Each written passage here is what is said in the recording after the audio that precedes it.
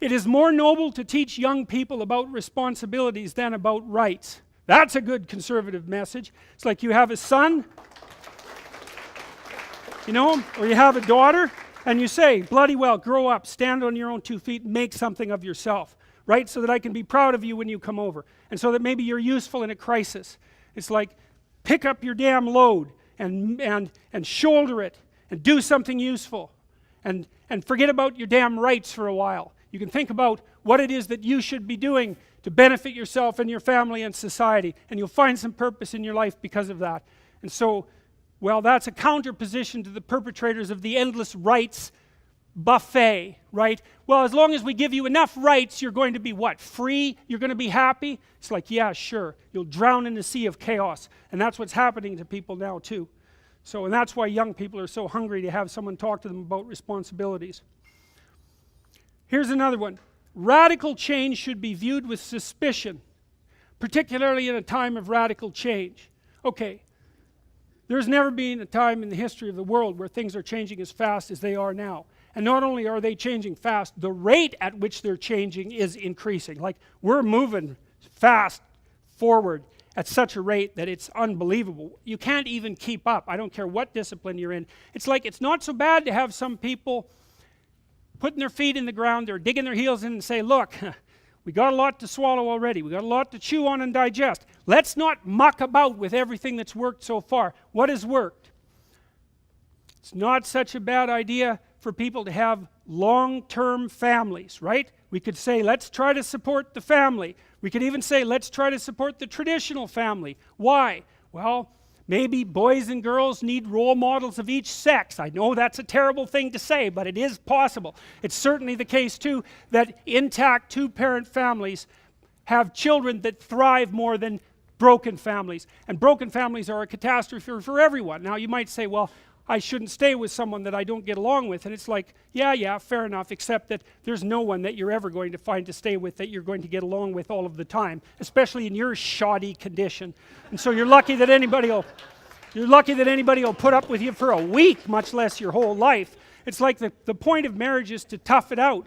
And you don't tough it out for your happiness. That's not what you're in there for. You tough it out so that you have someone to tie the rope of your life together with it. You have a chance to tie the rope of your life together with the rope of someone else's life, and to make it strong, and to make a place that children can have some security and some encouragement, and thereby contribute to the future and pay for the miracle of your birth and your own raising. That's why you get married. And there's no reason that conservatives can't stand up and say, look, we're willing to tolerate alternative family arrangements, but when you start making the claim that the traditional family unit is just another construct and that it's not something fundamental to our polity, it's like, you've taken your damn argument too far. First of all, you have no evidence whatsoever for that claim, and there's plenty of counter evidence. So, you know, one of the things the postmodernists basically say is, you know, every time you stand up for something, you're also standing against something. It's like, yeah, that's true. But that doesn't mean that you shouldn't stand up for things. And I think if there is something that conservatives could agree on that we could stand up for, it's the nuclear family. Now, exactly how that's going to play out, I don't exactly know.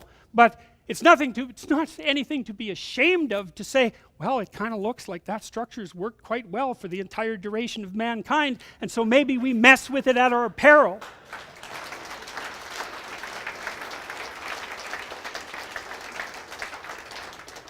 Here's another one. The government, local and distant, should leave people to their own devices as much as possible. Why? Well, part of it's just humility. It's like, I'd rather that there was 1 million of you out there making your own stupid mistakes so that maybe 1,000 of you can get it right, than for one of you to impose their view on everyone and risk getting it catastrophically wrong for everyone at the same time. And that's really the alternative. Like, if you're a social scientist, like I mean an actual scientist, I don't mean a bloody ideologue, one of the things that you learn very rapidly is, you know, you do a simple experiment, you think you're going to predict some element of human behavior. So here's my hypothesis, I'm going to put people in this experimental situation, and this is what they're going to do. And then you run the experiment, and they don't do that. They do something completely different. You find out that even though what you had them do is really simple, you don't have a clue what they're up to. And that's just a tiny little controlled experiment about one little tiny thing, and you're wrong. It's like of the great advantages to conservative philosophy is that it's humble. It's humble from the perspective of social experimentation. It's not like everything's great and we should just continue going the way we're going. It's like, well, everything isn't as broken as it might be, and I'm kind of stupid and blind, and all I have is a bat, and probably hitting it isn't going to make it any better. All I'll do is shatter it. And so the conservative says, it's working. Be quiet. Sneak away. Maybe it'll keep working. And that's a perfectly reasonable perspective. Now, obviously, sometimes things have to change, but the conservative can come up and say, don't be thinking that you have so much evidence that what you're doing is right, or that it will have the outcome that you expected. I'll tell you a quick story. This was told to me by a woman named Joan McCord, who was one of the world's first female criminologists, by the way, a PhD from Temple University, a genius level person. Very tremendous integrity, tough person. She did a study in a place called Somerville in the United States, in Massachusetts, in the 1930s. Famous study. And so here was the deal. They'd identified a bunch of inner city kids in rough neighborhoods and felt, that they were more likely to be on a criminal track. Criminal, antisocial, undereducated, alcohol, the whole dismal, wretched underclass phenomena thing was going on. And so they thought, well, let's do an intervention. Let's set up programs to help these kids and see if we can change their developmental pathway. So they designed a fine study, man. I had the kids, I'll get the details wrong, but I got the story right.